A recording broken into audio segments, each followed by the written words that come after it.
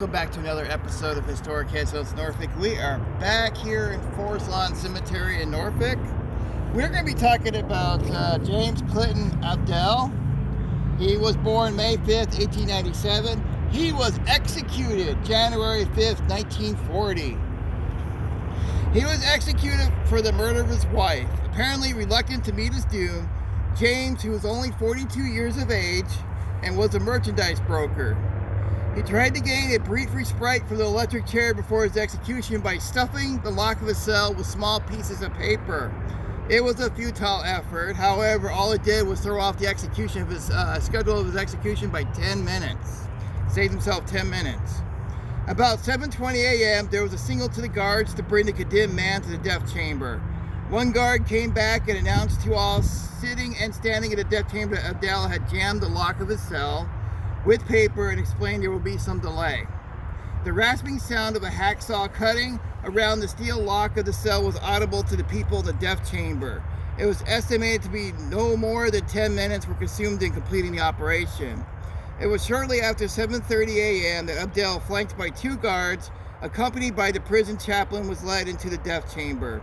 He stopped momentarily to utter what were his final words, and he was quoted as saying, shaking with emotion, "You men someday have to meet your maker, just as I am going to meet mine now. No one knows how innocent I am."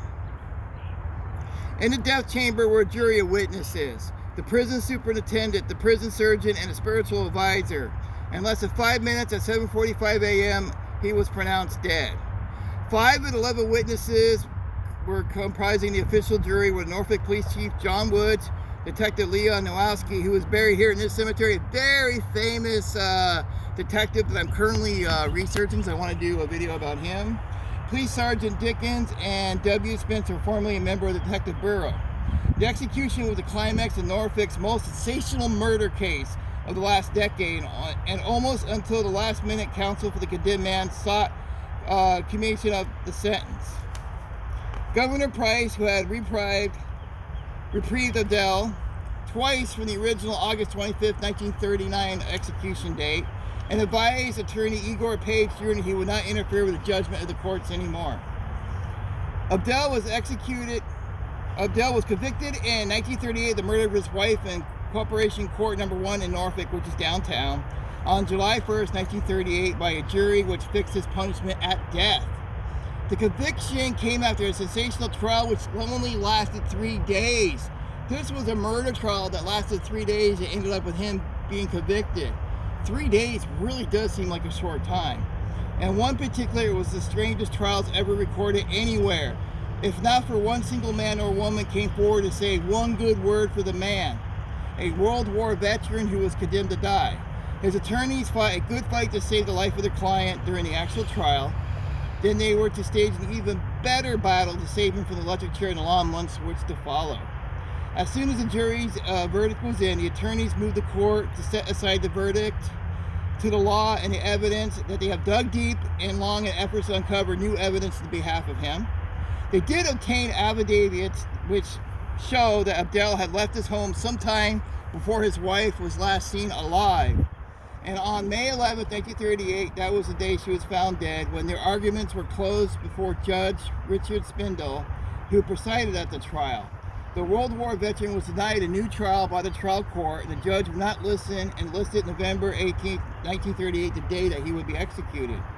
His defense attorney applied for and obtained a writ of error from the Supreme Court of Appeals of Virginia and from the judgment of the lower court. The writ of error automatically stayed the execution of the World War veteran and lived in new hopes for a new trial until April 10, 1939, when the Supreme Court unanimous decision upheld the court here, resulting in the death penalty. Chief Justice Campbell wrote, with full realization that the verdict of the jury is based purely on circumstantial evidence and that an affirmance thereof means death to be accused by electrocution, we have scrutinized the record with utmost care. In our opinion, there is one logical conclusion that can be reached, and that is the accused is guilty of willful, deliberate, and premeditated murder of his wife, Aubrey Abdell. Now, the important thing to remember here is they even said his conviction was based purely on circumstantial evidence. That doesn't seem right. You go with that 3 days. Something doesn't seem right here. He might actually be innocent. His wife Aubrey, I have no idea where she's buried. I've been looking. She is not buried here in Hampton Roads. At the last, a ray of the pale winter sun sunk below the horizon. A chill wind scurried clouds across the winter sky right here. Back in 1940, the final grim act of a drama of life and death and law has been enacted. He was buried here in the evening, right when it started getting dark, with his 16 and 14-year-old sons, the only ones attending his funeral. A loyal pastor and a spiritual advisor read the lines of the burial scene. The picture of this burial actually made the newspaper. It was really dark.